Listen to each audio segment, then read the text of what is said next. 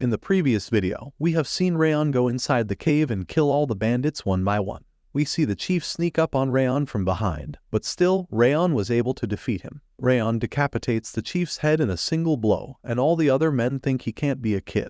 His action is no less than that of a monster. After this, another guy shows up and starts to attack Rayon. This guy was much stronger than the other guys. At the same time, other bandits have found Runin outside. Runin was not in a good state to fight, and the guy notices she is just defending herself and not attacking. By this he understands she has never killed anyone before. Even though Runin is strong, her hands are trembling with fear because she has never killed anyone before. She knows she can defeat the guy in front of her, but suddenly she gets flashbacks of her cruel brother, Syria. She is hallucinating about her brother because of her fear. She feels like she is a little kid left alone in a room in a corner. Suddenly, Rayon calls her name. Rayon's voice comes like a ray of light in her dark world. Runin feels that he is giving her a hand to come out from the dark corner. Now she knows what she has to do. She uses her sword and slashes the image of her brother in front of her, and this blow instantly kills the enemy ahead. This guy is getting annoyed because all his men are getting killed by these little kids, but Rayon corrects him that she is not a little kid. She is someone who has defeated her dark past on her own. Now Rayon uses his 1000 flames techniques and kills this guy in a single blow. After this, he finds a flower in the bandit's stuff. This was a two-tone flower, a rare miracle herb, but suddenly someone else comes here. He laughs and asks Rayon if he killed all these bandits. This guy thinks Rayon must be very skilled. This guy introduces himself as Richter. Rayon knows Richter is a genius swordsman who became the leader of the mountain bandits just by his skills in 10 years.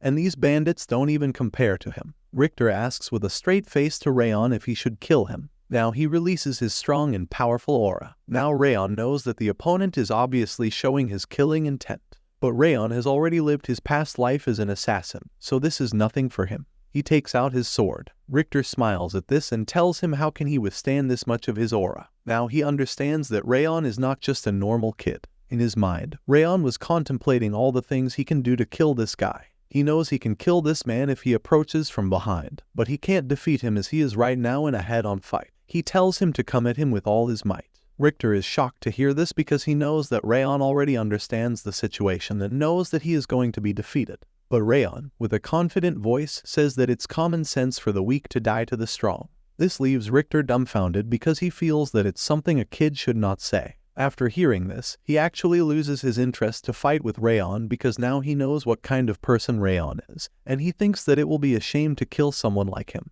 But Rayon doesn't back down. Even now, he says a martial artist doesn't choose where he dies. All this stuff coming out of Rayon's mouth is making Richter more confused and flustered. He sarcastically asks Rayon if he's sure he is a kid.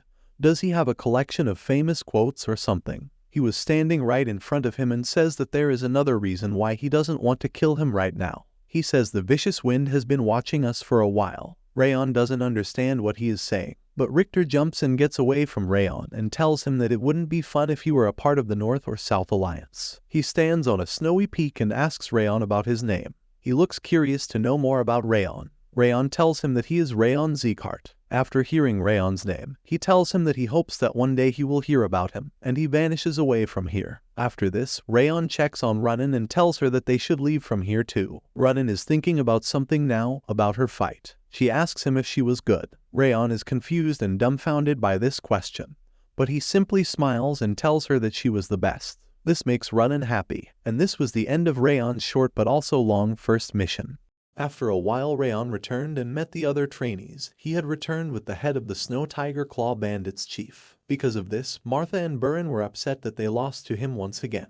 Other students were a little bit upset too, so Headmaster Limer comforted the other students for not performing as well. He also gave them some advice, which actually turned into a storytelling of how great his own first mission went for him. So, we can say that the headmaster was pleased with how he did on his own first mission. Even the Wrath started to brag about his first battle, and he started to tell Rayon about his first battle in which he froze the entire castle. Listening to the two very talkative people reminiscing almost made Rayon feel his ears were bleed. The rescued children had lost their parents, so the Sleon family decided to take them in. Sleon family is the family of Runin, and even the children liked the decision since they started to like Runin. After few days upon returning from the missions, Runin and Rayon were summoned by Patriarch, where they were awarded with a bronze medal for their compliment. At first, Rayon was surprised to be praised by the Patriarch. and we get to know the patriarch gave Rayon the two-tone flower by calling it Rayon's own loot. Despite the flower being a very rare miracle medicine, the patriarch decided to give it to Rayon.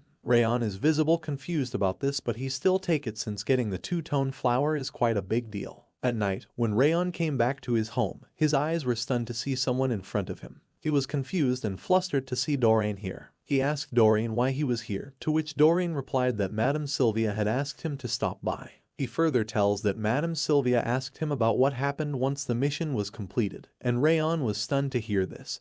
Beads of sweat fell from his face as he was in terrible shock. With a pinch of fear in his voice, he asked Doreen if he had told her everything. Doreen's eyes tired up when he informed Rayon that he told Madame Sylvia about the touching story. Rayon was dumbfounded by this and called him an idiot. Suddenly, he heard Sylvia's voice, who was accompanied by maid Helen. Both of their faces looked like they couldn't process what they had just heard. Rayon thought that Sylvia would be really mad if she knew that Rayon stepped up to kill the bandits. He tried to explain the situation, but suddenly Sylvia ran up to him and hugged him. She smiled and told Rayon that he did a great job. Rayon was confused by this series of events. Sylvia asked her why she thought she would be mad. Rayon replied that Sylvia always tells him to be careful. Rayon was about to say some more things, but Sylvia cut him off and said that the reason the first patriarch built his sword was to protect the weak. She told him that he always reached out his hand to those in need. Since then, Zygardes continued to carry out his will to protect the weak. She tells Rayon that her dream was to become a swordsman like the first patriarch, so how could she scold Rayon for saving the hostages? She put both of her hands on Rayon's shoulders and told him that she was proud of him. Maid Helen was also proud to hear the story,